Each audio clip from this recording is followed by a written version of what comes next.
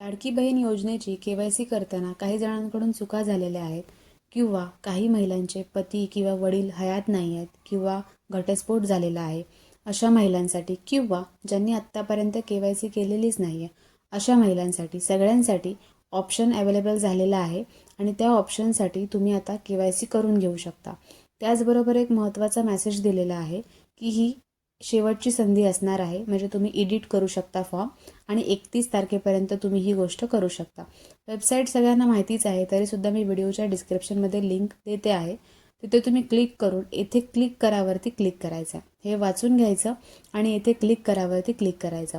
आता पहिली जी आपण के-वाय-सी करतो तेव्हा के-वाय-सी करताना वेगळे ऑप्शन्स होते, आता वेगळे ऑप्शन्स आहेत. तर ते कसं ते समजून घेऊया. लाभार्थी म्हणजे जी महिला आहे त्याचा आधार कार्ड नंबर टाकायचा, कॅप्चा कोड टाकायचा, मी सहमत आहे वरती क्लिक करायचं आणि OTP पाठवावरती क्लिक करायचं. आता इथे हे सगळं भरून घ्यायचं, सहमत आहे वरती क्लिक करायचं. OTP पाठवावरती क्लिक केल्यानंतर तुम्हाला OTP येईल, तो OTP टाकून घ्यायचा आणि सबमिट करावरती क्लिक करायचं. सबमिट करावरती क्लिक केल्यानंतर पहिले जे ऑप्शन होते ते आत्ता नाही आहेत, त्याच्यामुळे नीट बघा. सबमिट करावरती क्लिक केल्यानंतर तुम्हाला इथे तुमचं जर विवाहित आहे की अविवाहित आहे हे ऑप्शन सिलेक्ट करून घ्यायचं आहे. जर तुम्ही विवाहित असाल तर तुम्ही विवाहित आहे ह्याच्यावरती क्लिक करायचा आणि आता इथे सुद्धा 3 ऑप्शन आहेत, म्हणजे पती आयात आहे किंवा पतीचे निधन झाले आहे किंवा घटस्फोटित आहे, असे 3 ऑप्शन आहेत. तिघांचं सुद्धा आपण एक एक करून बघून घेणार आहोत, म्हणजे तिन्ही प्रकारचे लाभार्थी असेल त्यांना समजून जाईल की कसं के-वाय-सी करायचं आहे आता.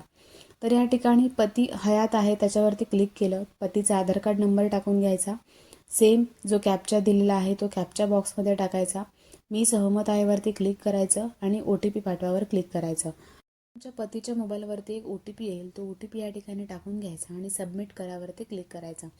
सबमिट करावरती क्लिक केल्यानंतर तुम्हाला या ठिकाणी जात प्रवर्ग निवडण्यासाठी ऑप्शन येईल. तो जात प्रवर्ग आहे ते मराठीतून दिलेले आहेत, तुमचे जे आहे ते सिलेक्ट करून घ्यायचं. आता या ठिकाणी दोन्ही प्रश्न विचारलेले आहेत. पहिले सेम प्रश्न होते पण विचारण्याची पद्धत वेगळी होती, आता त्यांनी वेगळ्या स्वरूपात विचारलेले आहेत. तो दोघांनाही नाही नाही म्हणून सिलेक्ट करून घ्यायचं आहे, म्हणजे कोणीही गव्हर्नमेंटमध्ये काम करत नाही आहे किंवा काही पेन्शन घेत नाही आहे. नाही नाही केल्यानंतर दोन्ही जे आपण कन्सेंट केलेले आहेत ते नाही नाही आपण खरी माहिती दिलेली आहे म्हणून सिलेक्ट करायचं आणि सबमिट करावरती क्लिक करायचा. सबमिट करावरती क्लिक केल्यानंतर तुमची जी के-वाय-सी आहे ती झालेली आहे, के-वाय-सी सक्सेसफुली झालेली आहे असं तुम्हाला इथे लिहून येईल, म्हणजे तुमची के-वाय-सी झालेली आहे.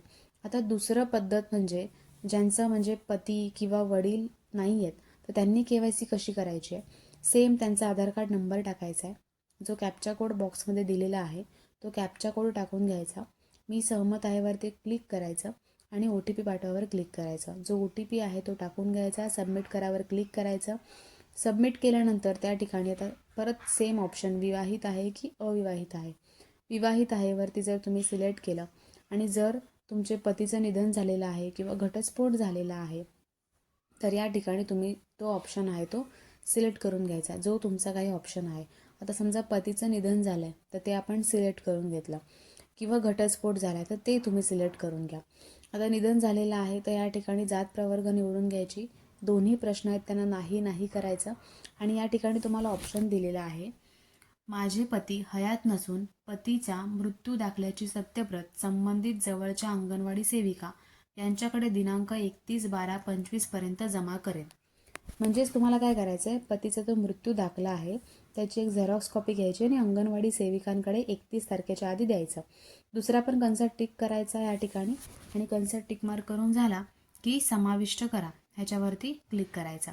आता जेव्हा तुम्ही या ठिकाणी ही माहिती सबमिट करणार तेव्हा तुमची जी के-वाय-सी आहे ती पुन्हा झालेली आहे असं लिहून येईल, पण तुम्हाला जो डॉक्युमेंट्स आहे तो 31 तारखेच्या आधी देऊन यायचा आहे. आता आपण तिसरी पद्धत बघणार आहोत. ह्या ठिकाणी सेम लाभार्थ्याचा आधार कार्ड नंबर टाकायचा, जो कॅप्चा कोड दिला तो टाकायचा, OTP येईल तो OTP टाकायचा, सबमिट करायचं. त्या ठिकाणी तुम्ही सबमिट केल्यानंतर समजा आता तुम्ही अविवाहित आहात, तुमचं लग्न झालेलं नाही आहे तर त्या ऑप्शनवरती क्लिक करायचं. आता इथे तुमचे वडील आहेत ते हयात आहेत किंवा वडिलांचं निधन झालेलं आहे ते सिलेक्ट करून घ्यायचं आहे. समजा तुमचे वडील हयात आहेत तर सिलेक्ट करायचं, निधन झालं असेल तर ते सिलेक्ट करायचं. आता या ठिकाणी वडिलांचे निधन झालेलं जर असेल तर तुम्हाला ते सिलेक्ट करून घ्यायचं. सेम जात प्रवर्ग निवडायचा, दोन्ही ऑप्शनला नाही नाही करायचं. आता सेम पहिल्यासारखंच माझे वडील हयात नसून वडिलांच्या मृत्यू दाखल्याची झेरॉक्स आहे ती तुम्ही अंगणवाडी सेविकांकडे 31 तारखेच्या अगोदर नेऊन द्यायचे. तर तो ऑप्शन आहे तो सिलेक्ट करायचा. त्याच्यानंतर तुम्ही ही जी माहिती आहे ती खरी सांगितलेली आहे त्याच्यासाठी तुम्ही जो ऑप्शन आहे खालचा तो सिलेक्ट करायचा आणि या ठिकाणी सबमिट करावरती क्लिक करायचा. सबमिट केल्यानंतर तुम्हाला हे ज्या गोष्टी आहेत त्या अंगणवाडी सेविकांकडे 31 तारखेच्या अगोदर देणं कंपल्सरी आहे. जर घटस्फोट झाला असेल तर सेम तुम्हाला घटस्फोटाचे जे कागद असतात ते तुम्हाला अंगणवाडी सेविकांकडे द्यायचे. अशा पद्धतीने ही KYC आहे ती करायची आहे.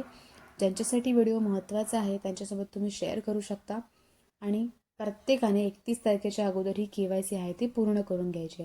झाले की नाही ते तुम्ही अशा पद्धतीने जाऊन पुन्हा तुमचा आधार नंबर वगैरे टाकून चेक करून घेऊ शकता.